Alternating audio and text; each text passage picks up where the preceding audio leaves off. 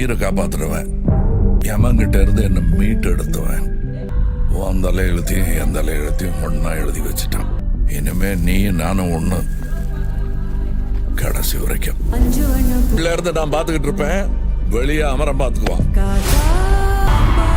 அமரம் தான் எல்லாத்தையும் பார்த்து பண்ணா நான் என்ன இதுக்கா?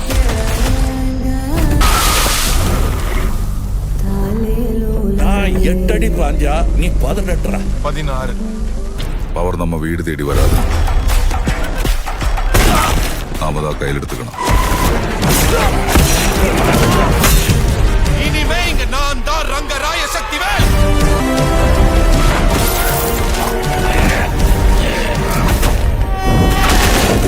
இது யமனுக்கும் எனக்கும் நடக்கிற கதை. நீயா நானா?